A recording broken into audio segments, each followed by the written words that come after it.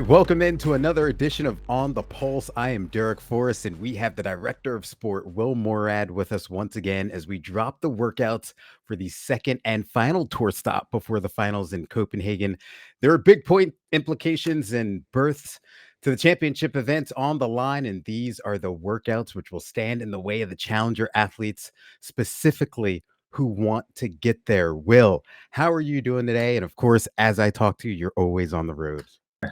Yeah, I'm great, man. I'm not on the road today for the first time in quite a while. I just spent 3 weeks in Europe and then went up to the games and supported some of our athletes up there. So it's good to be home at least for a couple weeks before we head out to Phoenix for the second tour.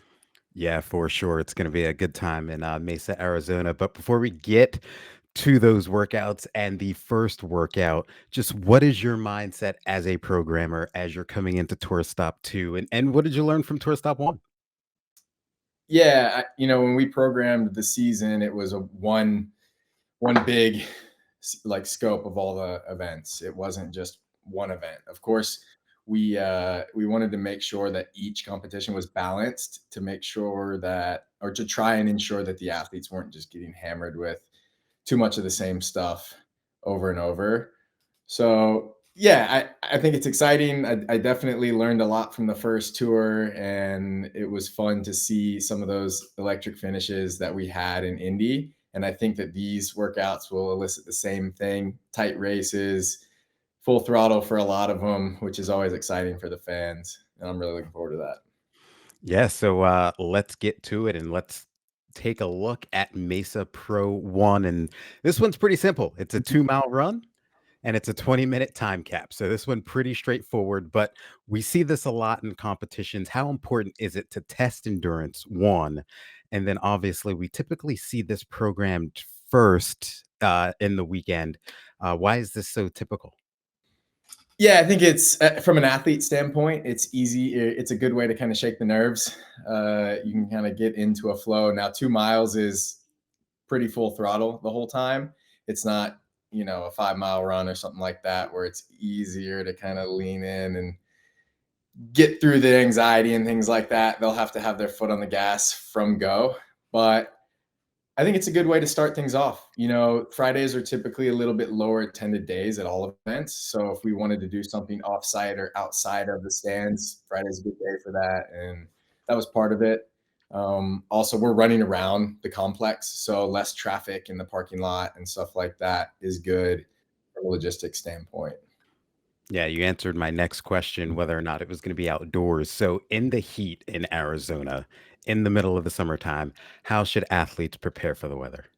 Yeah, it'll be in early Friday morning, so it shouldn't be too hot. We spoke to a lot of people with like the tourism boards and people that have data on the weather at that point. And Jason was just out there. It is warm, but we'll be done with that event before 8 a.m. So it shouldn't be too bad, and we'll have all the appropriate ice tubs and cooling fans and all that stuff out there for them when they finish up.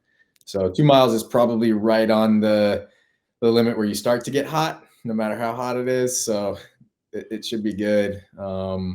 I'm really excited to see what these athletes can put down as far as the time trial goes. It's right at 2 miles. It's a pretty flat course. There are some turns just because of the nature of the complex, Mhm. but yeah, it'll be good. Some of it's on sidewalk, some of it's on like some crushed gravel that's around the soccer fields there. So the surface will change a bit, but the crushed gravel is actually nice for running. I ran it a couple months ago. Cool, cool. All right, let's take a look at Mesa Pro 2. This one, 5 rounds for time, and we've got a set of rope climbs, strict handstand push-ups, double kettlebell squats, and then 10 burpee box jump overs. And you see the difference in weight between the pro division and the challenger division. This one ends up being a 20-minute time cap for Mesa Pro 2. But we've got another long workout for these athletes back to back here on the first day. Is there anything unique when you look at how the rope climbs are set up and how you expect the strict handstand push-ups to be set up for the athletes? Yeah, so for the rope climbs, in Indy we did one rope climb plus one regular for the men and the women. and there was quite a bit of difference between the times for each of those divisions. And you want, when you write a workout, for it to be pretty similar for both divisions. So we decided to scale that. I used some data from Indy and came to that conclusion. You know, the I believe, and I'm doing this off the top of my head, but the difference between first place in the men and first place in the women was about 1 minute. 15th place, which is halfway in the field, was about 2 minutes, and then last place was about 3 minutes. So those are a lot different types of demands for the men and women. So I think we cut 1 rep for the females to try and keep it a bit closer. Uh, the handstand push-ups might end up being the bottleneck, so it might not matter too much, but there was an effort there to try and keep at least the final times as close as we can. Yeah, it's a muscular endurance test, really. Yeah. So as we look at the first day as a whole, what are you trying to accomplish as a programmer, and what do you want these athletes to get out of day number one? Yeah, it should be fun. I'm excited to see the data on the run. You know, that's something that hasn't been tested. It's nice for the athletes to learn how to race in that type of a setting and all out, shoulder to shoulder. It's not just you on a track. So I like that. And then for workout two, it's just kind of a long grind. I think it's probably a bit more heavily gymnastics bias. I am anticipating the people that are the best at handstand push-ups to probably sit on top for this one. But yeah, there's a lot of interference in that workout as well, which is always interesting for the athletes to experience. I got a little bit of a hypothetical question for workout one. Is there a backup plan if the weather goes bad? If for some reason it rains out there? They'll run in the rain, and I think the rain would be welcomed. Really, it'd be a nice cool down. But rain or shine, we'll do that. Yeah, we have some things in place, of course, if there's thunderstorms or something wild like that. But yeah, I think if it's a nice, cool, rainy morning, everybody would be quite pleased. 100%. All right, let's move on to day number two, and let's take a look at Mesa Pro 3. This one is also for time. We've got calories on the ski erg, then we've got 30 toes to bar, we've got 20 deadlifts. You see the different weights for the pro and challenger division, men and women as well. We then have 30 weighted GHD sit ups, and then calories on the Echo bike. This one should move pretty fast, though. It's an 11-minute time cap. But for this one, at least for me, what I've noticed, there's a lot of hinging and core work in this one. So, how is this going to impact the workout, especially once you get to those GHDs? Yeah, it's a lot of compression through the diaphragm, and when you're doing a workout that's 7 to 8 minutes full gas, you just want to breathe. And there's not a lot of places there to try and find your breath. Maybe the one place they can try to reset their breath is on the Echo bike. And I think the watts that they'll be putting down are going to be pretty hot. And that was part of the design of the workout, right? I wanted guys and girls to get to the Echo bike pretty close to each other and see who could stay on the throttle for a little bit longer.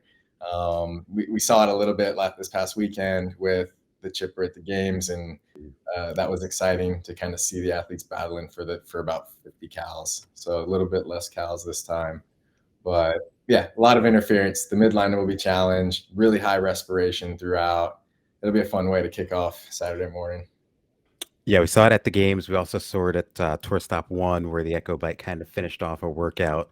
How much does that add to the intensity? We always talk about like lunges to the finish line, but the Echo bike adds some pretty intense finishes as well. Yeah, I think everybody sees an Echo bike finish when workouts are released and their stomach kind of turns. And I like that. We've utilized it in Tour One in a similar way. I don't think the workout will feel the same as what Tour One did. It's obviously a little bit more cows at once, but Echo Bike is always a good show. All right, the second workout of the day is going to end up being two workouts, very similar to what we saw in Tour Stop 1. This is Mesa Pro 4A and 4B. Athletes are going to have 8 minutes to find their 1 rep max clean. Then they'll have a 2-minute rest or transition. And then 4B is for time, where we've got a 500-meter row. We also have uh, dumbbell farmers carry lunge. You see the different weights for pros and challengers with a time cap of 5 minutes. Now, we saw a two-parter at the end of day two in Indy. What do you like about the back-to-back test in Saturday? Yeah, it's good. You know, the lifts typically are a big time suck on the production side and things like that. So trying to condense that, give the athletes, at least in tour one and tour two, just a block of time to build up to a lift. It's more natural. It's more how they would typically do it in training. And it could elicit better lifts because of the freedom within that time domain. You saw it at tour one, a bunch of athletes PR'd. And I don't know if that's because they hadn't tested that in a long time, or if it had anything to do with just the more natural training flow that an 8-minute lift as much as you can scenario would provide them. And that's why we stuck with it. That was always the plan, to have a two-parter on Saturday for tour one and tour two. Won't disclose what's happening in Copenhagen yet, but yeah. And actually, the max clean was a max back squat, and the games announced it, and with the proximity to our event, I thought it made a lot of sense not to retest that so close to when the athletes just did it. And we have that data point now. Colton was going to win that workout, so there you go. He didn't get any points for WFP for that win, but I thought he might have had 600 if he wanted it. But yeah, we switched that, and then the second part is maybe as nasty as what happened in Indy, just a little bit different machine demand there. Yeah, when you look at the 1 rep max, is it going to be similar format to what we saw in Indy? Yeah, exact same. 8 minutes, lift as much as you can. Any type of clean they want to do. If they want to power clean, that's fine. Imagine most will squat clean, but that'll be a fun one to watch. And I'd assume Guy is probably going to put on a show. So looking forward to that. I'm sure athletes are wondering, and I'm pretty sure I know the answer, but just to clarify, is each part worth 50 points, or how's the scoring going with that? Yeah, we went back and forth a lot on this, and we got a ton of feedback. Polled the coaches, polled the athletes, and we're going to do 100 points for each on this one. Just listen to them. It didn't impact the leaderboard too much, but I think something about knowing that there's 100 points on the line, people will throttle a little bit harder on that row and on the row lunge. And we'll see, is anybody going to go under 120 and then unbroken on that lunge? That's pretty dark. And I think the guys we have in the field are capable of laying down some really impressive row times.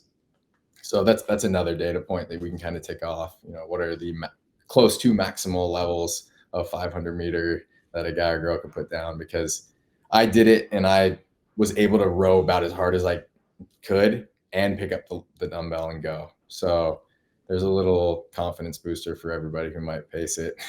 Probably don't need to. But let's look at Sunday, the third and final day. Let's start with Mesa Pro 5.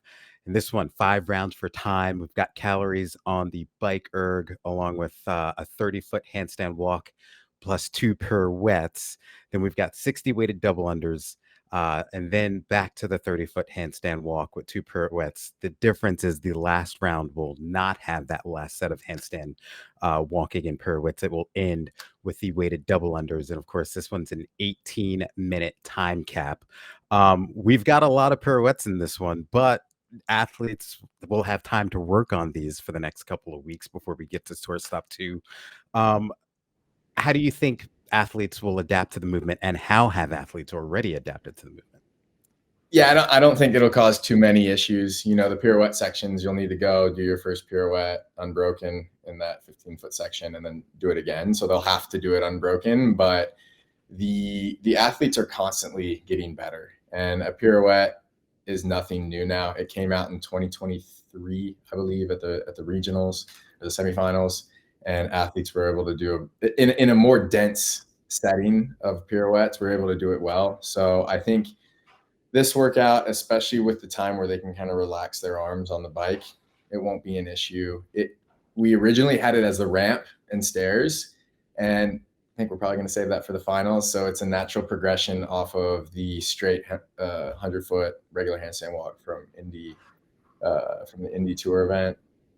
And the dubs just add a little bit more interference for that workout going back to the pirouette. So I think the back end pirouettes might cause the most issues if you see anybody failing, just because of the cumulative fatigue through the shoulders. But yeah, it's a fun one. I like Sunday mornings being a workout for athletes that they can get up for. The warm up for this isn't going to be too crazy. They might be a little tired on a Sunday morning, but this is something they can get up for and shake whatever residual fatigues in their body, which you saw with the rope climb, yoke, and Indy. And that's something that I think I'll try to as my best to keep in the design for each weekend. All right, so the last workout of the weekend is Mesa Pro 6. This one, 4 time. We've got ring muscle ups, followed by 9 snatches, then a set of bar muscle ups, and then a 9 clean and jerks. You see the weights for the men and the women, pro and the challenger. Time cap is 10 minutes in this one. There seems to be a sneaky balance to this when it comes to trying to keep everyone on the same playing field between power athletes and those who perform better at gymnastics movements. Where do you think this one sits, or is it right there in that sweet spot? The athletes in this season specifically are probably the best trained athletes across the population at cycling the 225 or 155-pound barbell.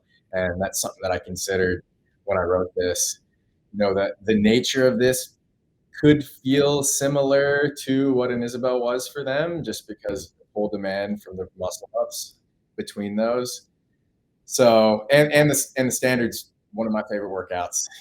I was able to finally do it in competition at the Masters Games last year. So to be able to do maybe the standard 2.0 at our tour event too is fun for me. I hope that there's a lot of races on those last 9 clean and jerks. I think that'll be really exciting for the fans, and it probably will come down to how people want to break the gymnastics, if at all. I think you could see a couple people do 2 sets, maybe some of the girls 3 sets on the ring muscle ups, and then 1 to 2 on the bar, and then singles on the barbell. I would imagine the whole way through. Maybe a couple touch and goes at the end, but it should be pretty tight the whole way. And I'm sure Hanu and the production team have some cool stuff that they're going to set up for this event. Yeah, how much gaming do you think we'll see there in that last set of bar muscle ups there as they get ready to get to those final reps on the barbell? I think they'll have to look around and see where they are in the field, and with what's on the line. All these points matter in Mesa, and there's a real impact on what's going to happen in Copenhagen for not only our challenger athletes, but the athletes that are trying to win the first season. So I think these athletes are very vetted, and they're competing a lot this year, and they've competed a lot in the past. So they'll know what to do. And if there's 3 reps left at the very end, you might see a couple guys or girls try to go touch and go. And yeah, man, the finale needs to be a fun race for everyone. And I think that this workout will provide that. All right, so let's take a look at the weekend as a whole. It looks very similar to Indy and what we saw at Tour Stop 1. But as you were putting this together, how do you feel about the programming and what you have set up here for Mesa? Yeah, I really like it. We were able to add in a few new movements to it, which is important for the team. We want to broaden all the types of movements and tests that we're doing in this first season. So we were able to do that. We added a little bit more running than what we saw in Mesa, just from a total volume standpoint. Very little bit more, but there's more. And you can look through those workouts. There's a couple movements that are new. I think it's balanced. I think there's a little something for everyone. So tune in and enjoy the show. Which of these workouts are you looking forward to seeing the most? Probably bookends, the 2-mile time trial, and then the event 6. So those are probably my favorite. I like the row lunge too. I think there will be some good races there, but all of them look like they'll be good. They'll be good for people. So as the athletes are getting set for Tour Stop 2, just do you have a final message for the athletes who are getting ready to take this on?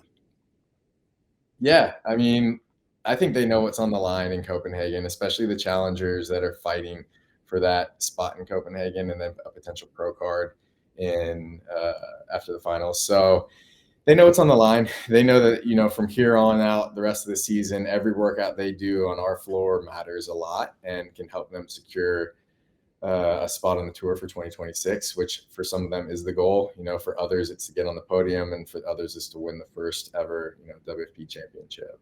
So I just encourage them to, guys and girls that just came off the games, take care of your body, rest as much as you need to this week, and then talk to your coaches, train up, and make sure to be ready to race in a few weeks in Mesa. All right. Well, there you have it. We are 3 weeks away from Tour Stop 2 in Mesa, Arizona. And you still have time if you want to catch all the action in person. Tickets are still available for this one in Mesa, Arizona. But hopefully, we will see you there on August 29th for Tour Stop 2. For Will Moorad, I am Derek Forrest, and this is On the Pulse. But stick around because Tommy Marquez and Seth Page will give their first impressions on the workout for Tour Stop 2, so you don't want to miss it. Hey everyone, Tommy Marquez here, joined by Seth Page, and we just learned the workouts for Tour Stop 2 World Fitness Project in Mesa. Just got the reveal with Derek Forrest and the man behind the madness, Will Moorad, and we're just going to dive into it. We have basically an almost live reaction. We just saw these for the first time less than 30 minutes ago, so we're going to go day by day, breaking down each one of these workouts and give you some of our thoughts on what's in store for these athletes once they get to the great state of Arizona. So let's start with Friday. Seth, this is going to be early. It's Will Moorad said it's going to be done before 8 a.m. We're going to go outside and we're going to hoof it a little bit. Well, I'm glad they're doing it early because I do have a gym in Phoenix, and I know in the summertime, no matter what, even before the sun comes up, it feels hot out there. So it's good they're going to be getting that done super early in a 2-mile run. I really love this test because it's kind of that weird, awkward middle distance where a mile or less, you kind of go all out. 3 miles or more, you kind of have to find this weird pace. But this middle distance, it's really a bit more gritty, I think, than you can really plan for, because you're going to get sucked into other people's paces on this. And I think that's the danger of a 10 and a half, 11, maybe upwards of 12 from some of the slower men. Like, that's what their run pace is going to be for 2 miles. And it's easy to come out super hot, stay with a pack for 6-7 minutes, and then be like, oops, and start falling off and realize you've come out way too fast. I agree with you wholeheartedly. It's that kind of weird, awkward spot between the mile and the 5K where you may have had some interval training if you do some extensive running, where you're used to using kind of those two as your benchmark pacing guides. And now you're going to maybe have to hold on to the faster one and maybe get uncomfortable. And, I like that they're doing it early. It brings back shades of the ruck run that was done out in the Vegas heat, where it was done very, very early to minimize any effect. Athletes were still able to perform at a high level, and it gives you something to reminisce about as you see the desert sun coming up while you sprint your butt off. So the next workout on Friday, completely different. We go from a single modality run to a 5-round just mix of weightlifting and gymnastics. Man, I look at those strict handstand push-ups and 100 of them, and it's hard to ignore them. It's hard to ignore that with just a little bit of the burpee box jump that you kind of have to sprint through because it's at the end. Am I remiss in just zeroing in on that big chunk of strict handstand push-ups in the middle of this? No, not at all. I think the volume, I wouldn't even say the volume's sneaky. The volume's right in your face, like 100 reps. And I know that's not necessarily crazy, so to speak, for the pro level athletes, but to think that's not going to have a lingering effect even beyond this workout for the rest of the weekend is a bit crazy. And also, it'll be very interesting when we see what the standard ends up being for the double kettlebell squats.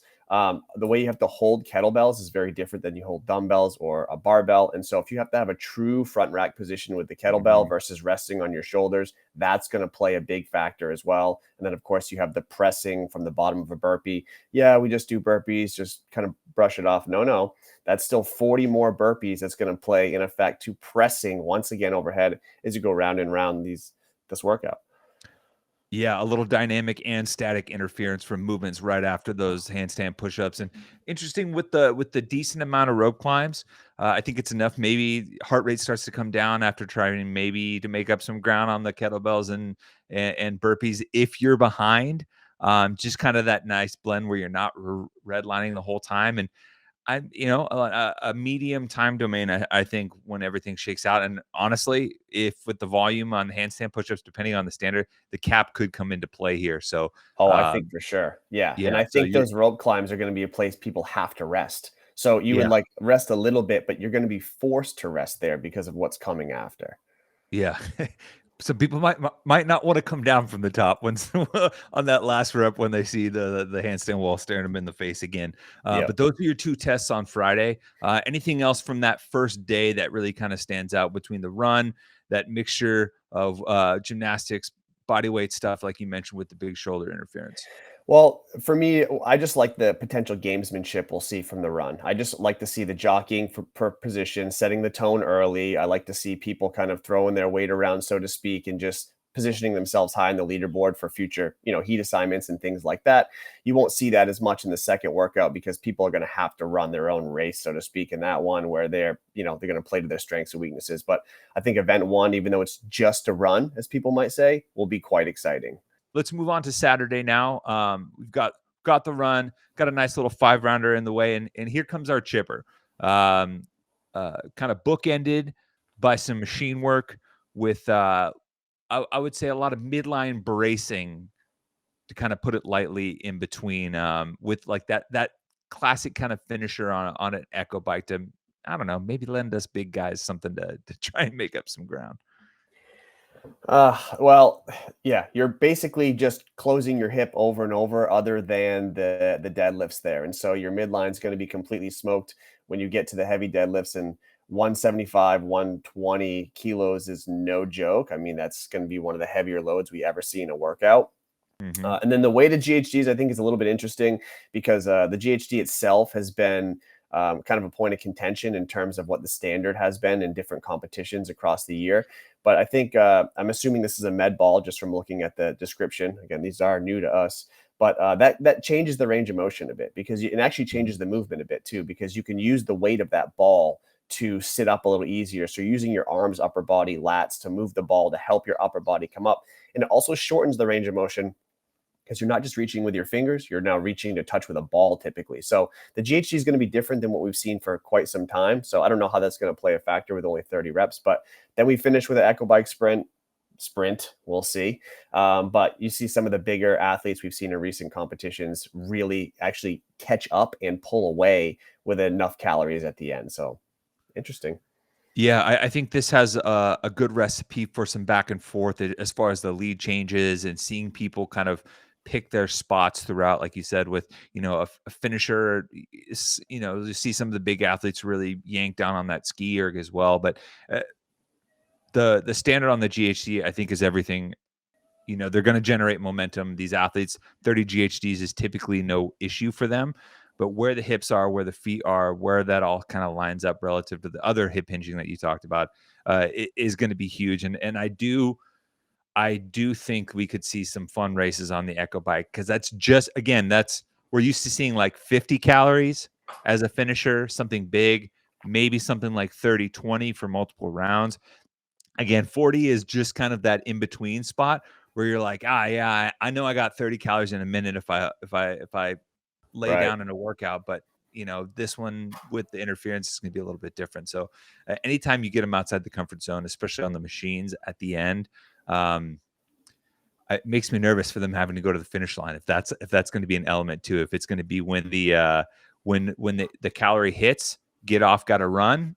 Do they cover the whole floor? Do we see some wobbly legs?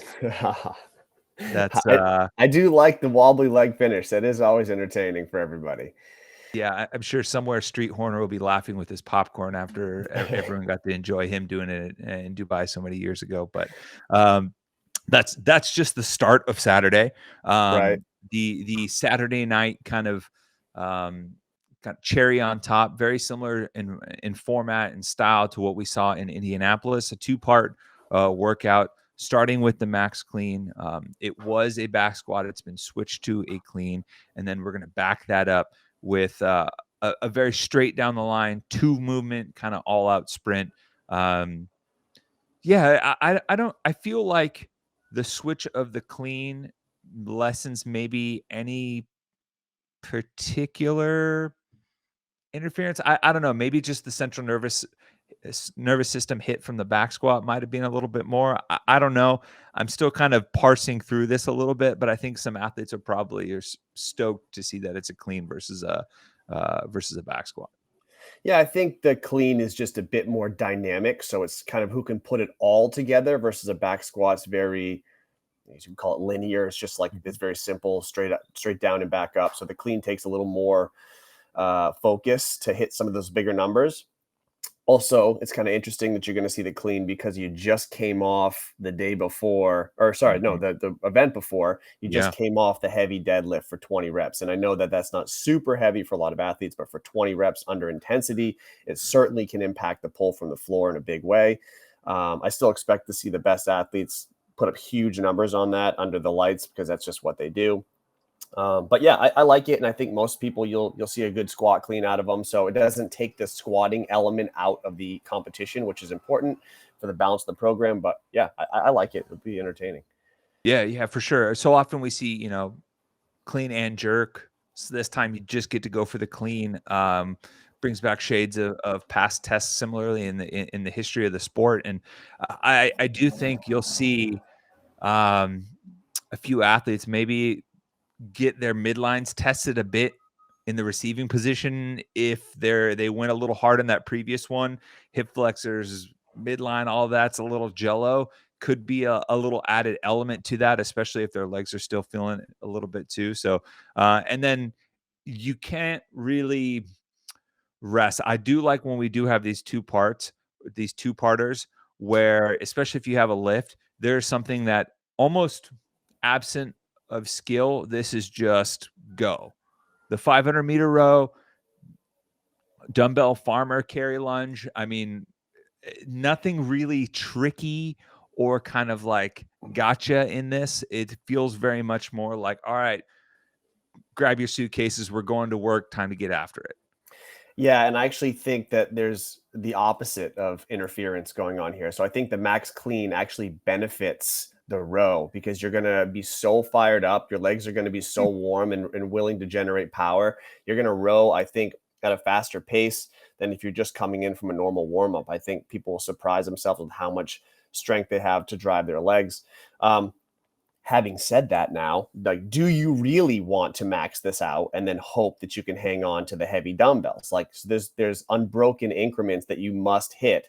So, I mean, I'm no elite athlete, but I've done a 500-meter max row test before, and my whole body has the tingles, and I'm on the ground after, not even able to talk to anybody. Now, I know that's not the same effect they're going to get, but there will be an impact if you really do max out an effort for a minute 20, minute 15, whatever it is, like whatever crazy row pace they want to hold. So it'll be interesting to see how that impacts people because we always see the craziest finishes with lunges and especially heavy dumbbells coming to the end. You just can't hold on. And with unbroken segments, if you make a mistake or you shuffle your feet and catch a no rep in the middle of it, not even set them down, but just like an unbalanced shuffle, and they send you back, you've lost that event. And this is worth 100 points. So not only do you have to have that high power output, but you cannot afford a single mistake, no rep, anything. Otherwise, you've cost yourself 15% of your whole weekend. Yeah, and I think that nuance is very important, right? It's not two 50-point events; it's two 100-point events. So the cost content is effectively doubled with that particular change. And as you get towards let's say the upper echelons or near maximal effort on the row, the cost for every second gained is way more disproportionate, right? Like dropping from let's say for these elite guys, 120, 121 into the teens, just to gain up that 5 seconds is night and day different. If they just stuck at that backed off, they'll get those seconds back. So I do think that adrenaline, especially coming off a max lift event, will play a factor. And I think that's what's interesting too. It's Saturday night, say you just hit your PR clean or you hit a personal best or something near.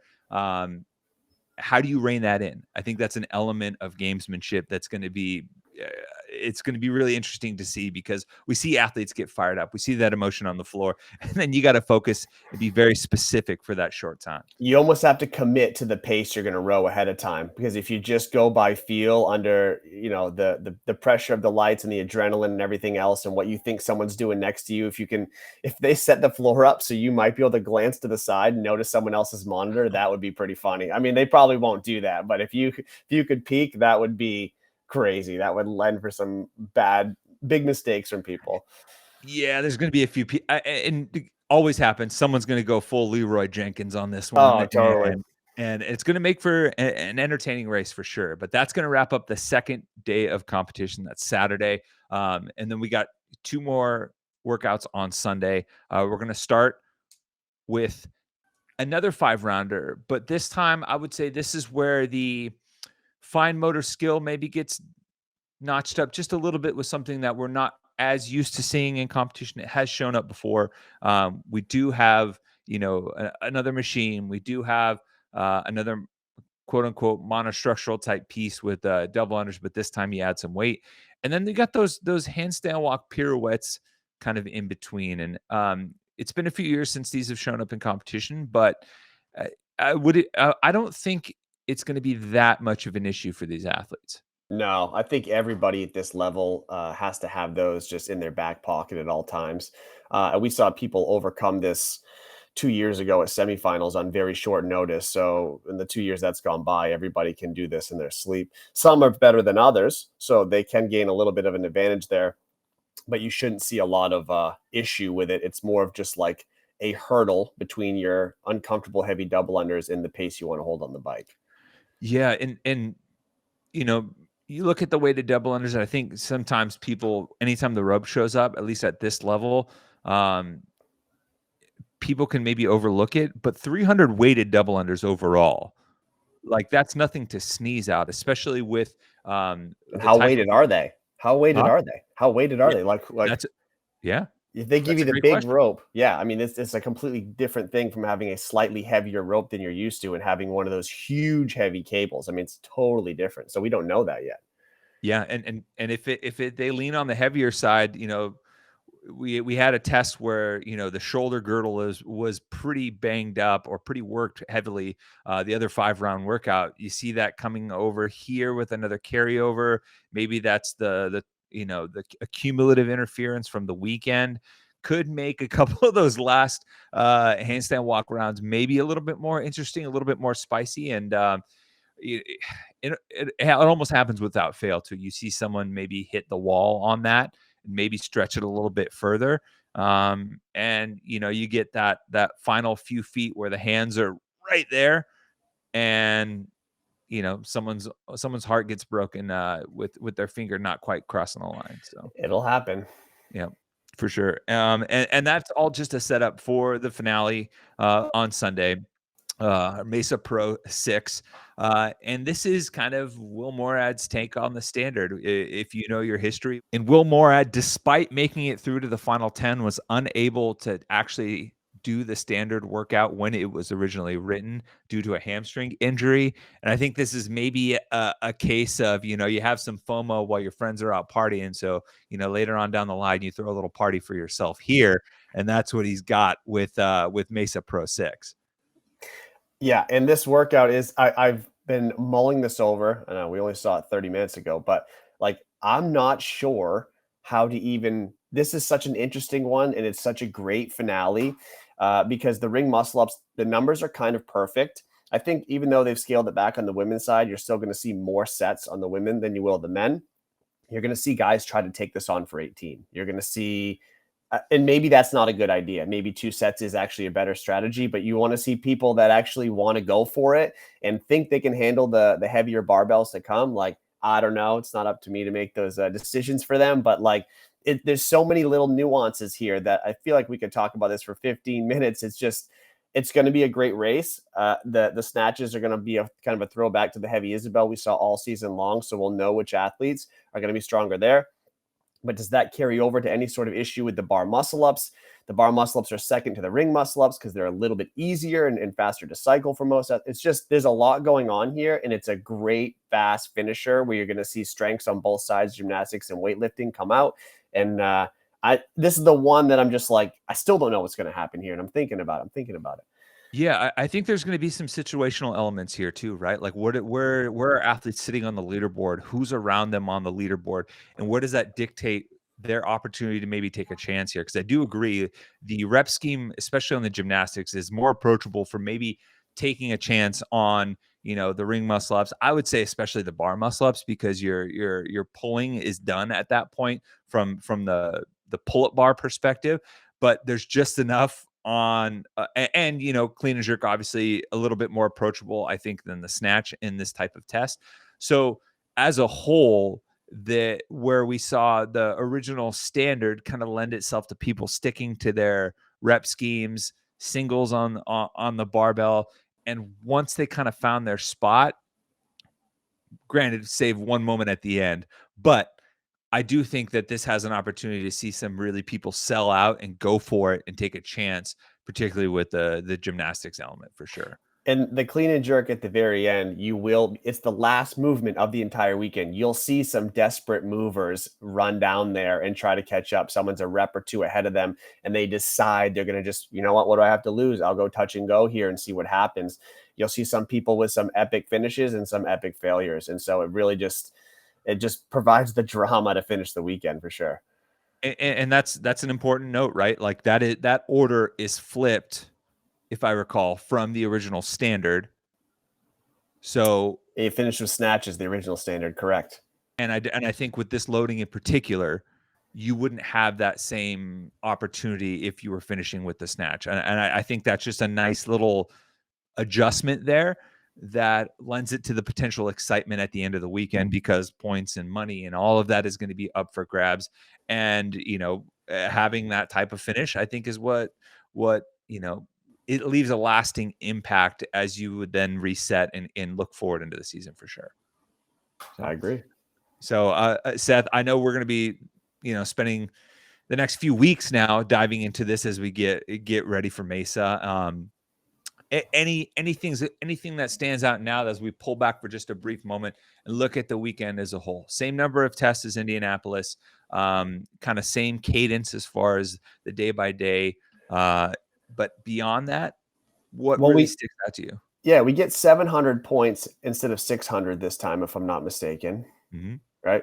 The other thing is, it does appear it may be a little bit pull heavy from the ground compared to squatting, which totally fine with, just noticing.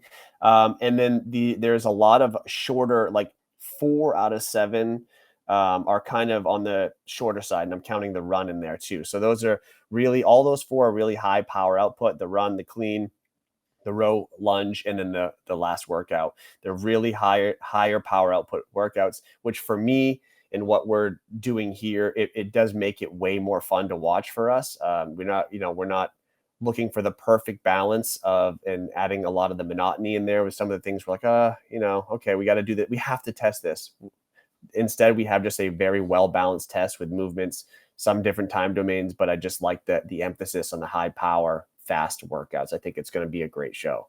Yeah, for sure. And kind of going by the classic monostructural weightlifting gymnastics kind of silos, if you will. It's 6 on the monostructural side, 6 on the weightlifting, 8 plus on the gymnastics if you count the double inclusion of the pirouettes, or if you just count it as one. I know some people take different approaches to that. So yeah, like a little bit more on the gymnastics side, a little bit more on the pulling side, but mixed in with some different time domains than maybe what we saw in Indianapolis with how some of those movements were included. But again, that's the goal, right? You build across the season. You have the entirety of the 2 tour stops and the World Fitness Finals to tap into who ultimately gets the pro cards and sets themselves up for next year. So Seth, appreciate it. Happy we were able to hop on and chat this real quick. And I know it's time to dive into the research more as we get ready to head down to Mesa. Thanks for having me.